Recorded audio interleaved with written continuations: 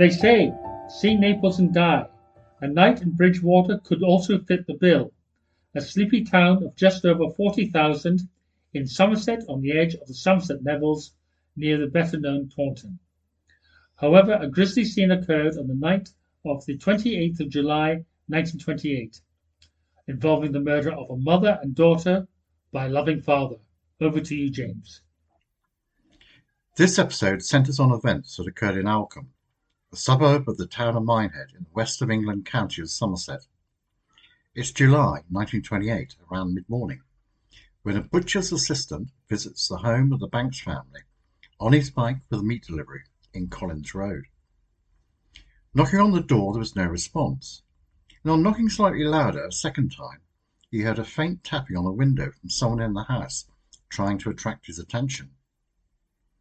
After a short pause, an elderly gentleman in pyjamas and dressing gown opened the window and whispered, "Get the police at once. I am in a bit of trouble." A slightly alarmed delivery boy hurried off to the local police station and told what had happened at the Banks house to a PC Dredge, who did not delay in getting to Collins Road to find out what the mystery was. When Dredge knocked on the door, it was answered by 51-year-old Albert Banks, who had recently been appointed as manager at the local labour exchange in Minehead. Banks greeted the constable and invited him inside, exclaiming that he was pleased to see him as a terrible thing had happened. "I've shot my wife and daughter."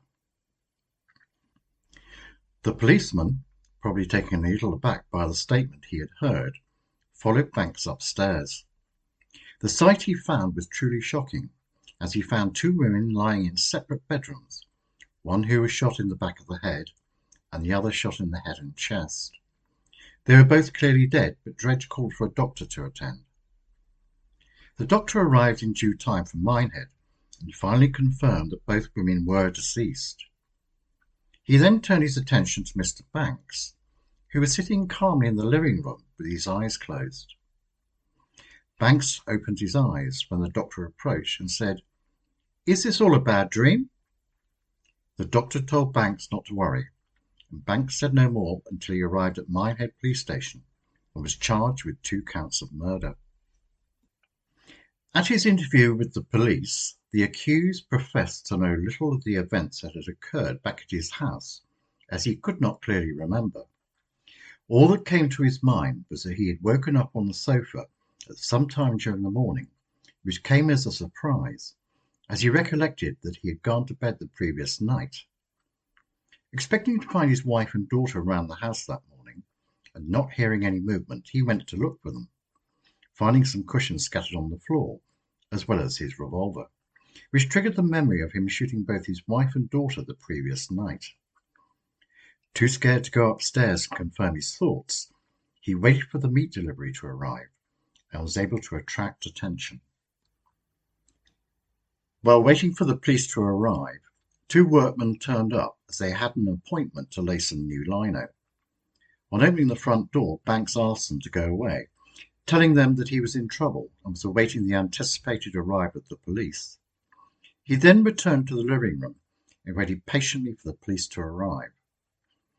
Realizing that Banks had very little recollection of events, he was specifically asked about the death of his daughter, to which he replied that it was the same as the other one.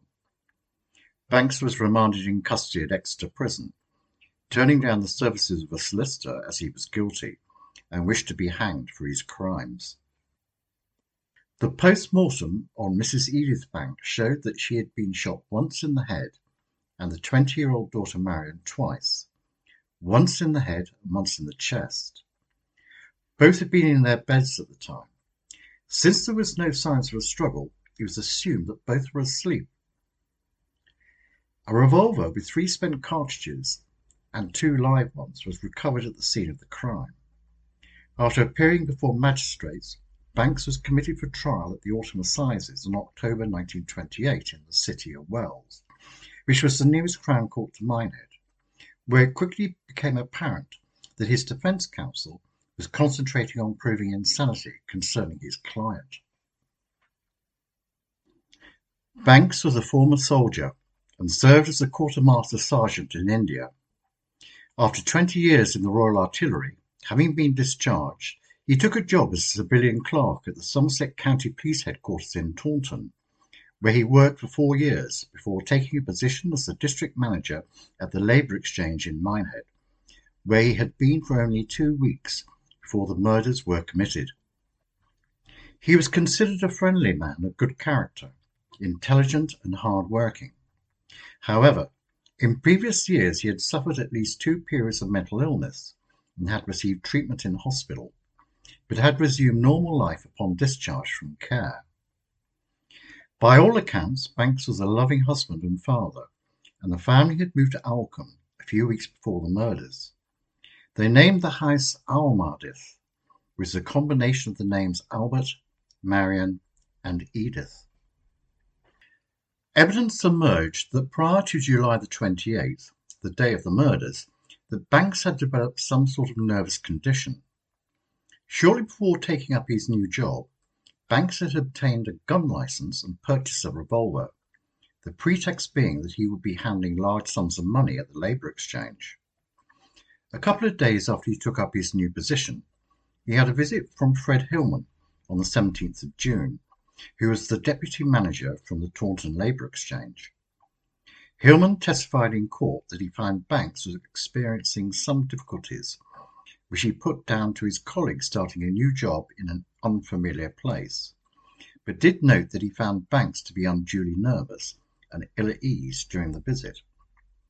On the 27th of July, another official visitor arrived, a Mr. Frederick Weston, from the Ministry of Health. It was Weston's opinion that Banks seemed to be on the verge of a nervous breakdown, and that his manner was untoward. Police Inspector Fry told the court that he had known Banks for over a year socially and thought of him as an upright citizen, although noting that Banks had some mental frailties. At Minehead Police Station, the accused had seemed perfectly rational and calm, although he had no real recollection of the shootings. When told that he had committed the murders, he had completely broken down. A doctor from the Brislington Private Mental Hospital in Bristol described Banks as having what he termed as a constitutional weakness, which would cause him to break down when put under any stress or strain. Everything was pointing to an instability of the mind. At the trial, the prosecution, led by Mr. Caswell, did little more than outline the facts of the case, leaving the way clear for the defence counsel, Mr. Gregory, to outline his arguments. It was stated that one of the saddest aspects of the case was the transitory delusions of his client, who appeared in court with a clear mind and understood the events that had taken place. Banks, it was explained, suffered from periods of depression, which brought about delusions which prevented rational thought.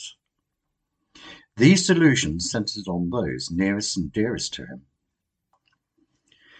The judge, in his summing up, pointed out to the jury that there was ample evidence presented that they could decide that it was insanity that pushed Banks to the brink.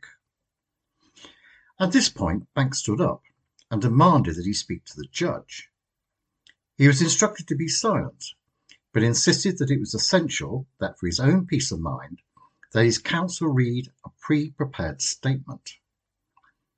The judge finally agreed, and Mr. Gregory read out the following.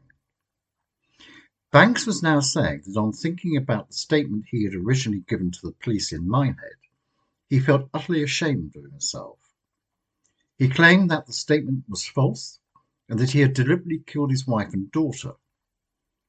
The statement continued in Banks's words that, but for the words malice aforethought, that he would have readily pleaded guilty. The judge explained to the jury that they need not be concerned with malice aforethought, only deliberate as to guilt or not. If a man intentionally kills somebody, even if he makes up his mind 5 seconds before, that is what the law calls malice aforethought. It only took a matter of minutes for the jury to reach their verdict. They found that Banks was guilty, adding that they felt that he was insane at the time of the attack. The judge instructed that the convicted man be detained at His Majesty's pleasure indefinitely, and that the case remain on file. Banks was never released, and died in prison several years later. Now, John, this is quite a complicated case. What's your overall view? Mr. Banks Sr., prior to himself becoming a widower, was known to have a history of bouts of depression, and there was insanity and mental instability in the family. Unfortunately for him, lithium, a long-term treatment, episodes of mania and depression, being a mood stabilizer, was not prescribed until after 1949, when it was popularized by the Australian psychiatrist John Cade. Obviously, there was no doubt as to his guilt. The key question was whether he should go to the gallows. The defense used a tried and tested strategy of insanity. It was difficult as he was rational at the trial and even wanted a statement read out professing his guilt. The defense was able to persuade the jury that he suffered from melancholia, which resulted in his detention, but not his execution. One of the key arguments against capital punishment is that the final decision is that of a single politician, an interesting specimen of humanity. At the time, it was held by Sir William Johnson Hicks, popularly known as Jinx. He had, by modern standards, curious views, including an aversion to nightclubs and opposition to the revised Book of Common Prayer. In addition, he was against what he felt was indecent literature, which he described as a flood of filth across the Channel. Needless to say, all condemned men were never reprieved on his watch. If you would like to know more about this episode and the other West Country murders in this series, you can visit our website vintagemurders.uk or on our YouTube channel.